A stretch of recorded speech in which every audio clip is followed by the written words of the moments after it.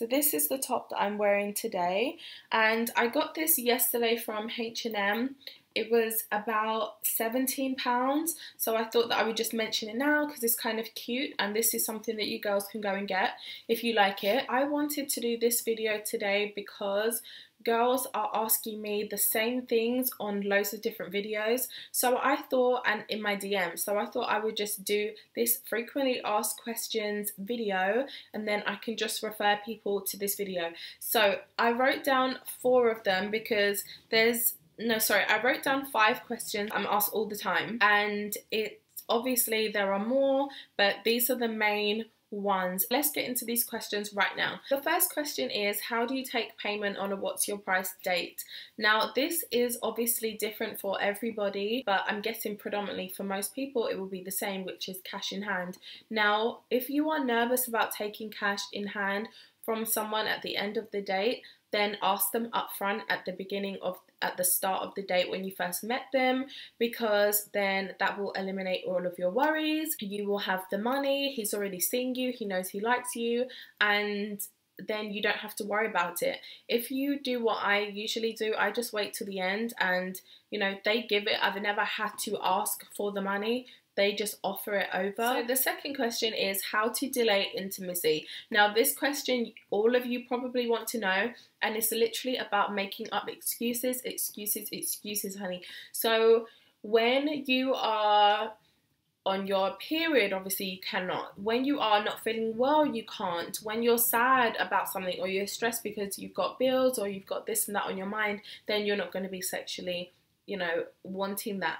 So you make up different excuses. Don't put yourself in the predicament where you're staying with him in his home, going to a hotel, going on holiday with him. Just don't put yourself in positions like that. Don't put yourself in predicaments where sex is going to be like basically really absolutely 100% expected of you. Yes, I have put myself in those predicaments, but I'm able to lie, I'm able to think on the spot, I'm able to do stuff like that.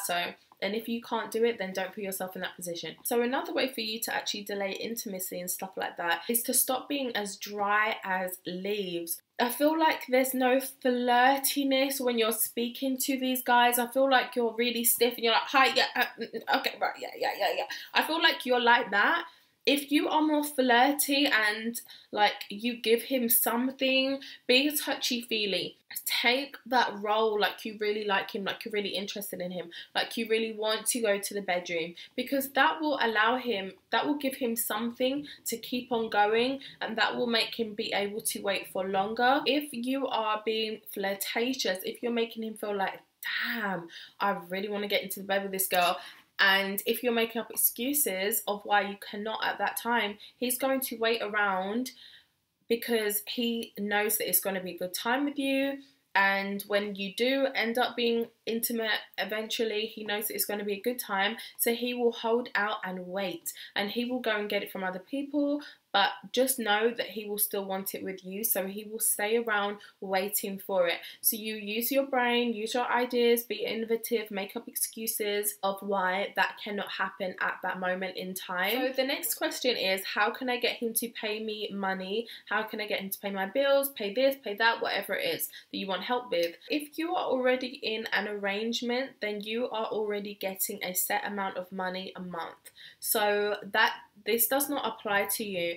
But if you want to work your allowance up, then obviously you need to create a problem on top of the fact that you've got the arrangement. You create something else that has come up that means that you need more help from him financially. That's how to get him to pay for more things.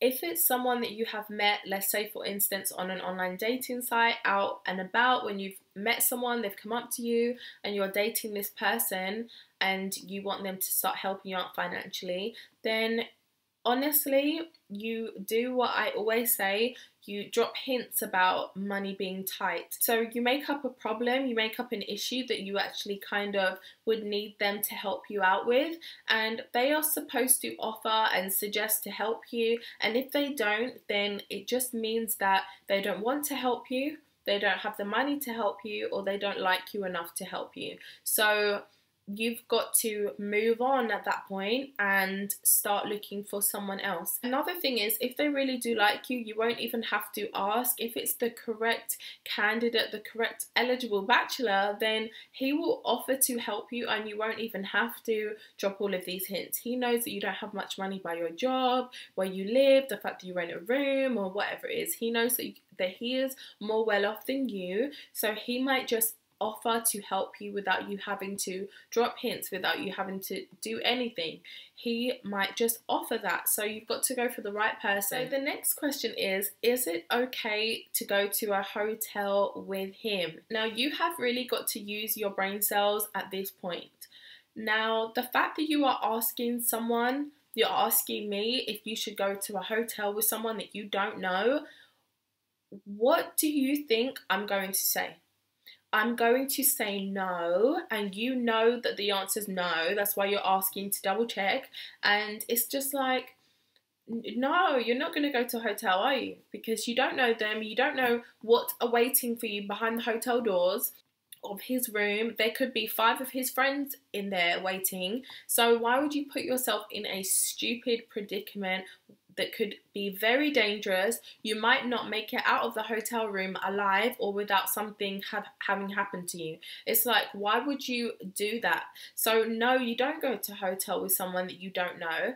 And the fact, I know that you don't know them because you are asking me. If you knew them, it was a sugar daddy that you've been seeing for a long time, it was someone that you're dating, that you know, and you've been dating them for a certain amount of time, then obviously you would be okay to go because you know them. But the fact that you're asking me, I just know that you don't know the person, and that's why you're asking me if you should go. So the answer is going to be no all the time because you need to be safe.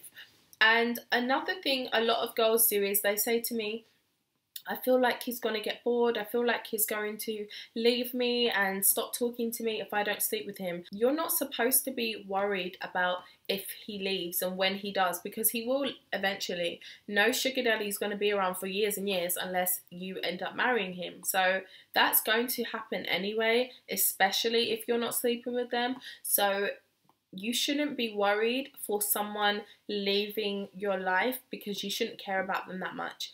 And if the money that they're giving you makes such a big difference to you, then you need to have more than one, so that if that one goes, then you're not, so it doesn't make such a big difference to you. So that's my advice to you girls.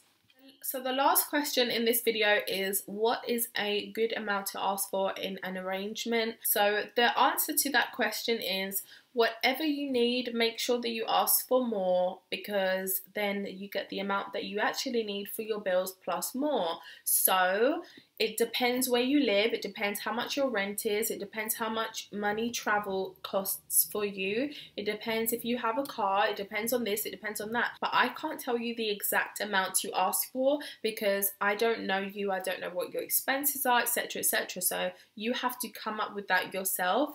But I will tell you this, anything from 2,000 is reasonable in my opinion for a sugar daddy arrangement. I'm not speaking about if you're dating someone that is looking after you. The question was in an arrangement, so that's what I suggest you ask for in an arrangement, okay? It depends on what the guy earns, what he can do for you financially. It depends on what you've asked for. It depends on if you are really his cup of tea, if he wants to provide that much for you. So it depends on loads of different things. So just make sure that you ask for more than what you actually need, and then you'll be good, right? So that was the end of this video. I hope that you girls liked it and that you did find it helpful, because you really need to listen to the things that I've said to you today. I won't be answering these questions again. I'm going to refer you back to this video if you ask me these type of questions, okay? So I hope that it was informative, and I'll see you guys in my next video. Take care, and yeah, I'll see you in the next one. Bye!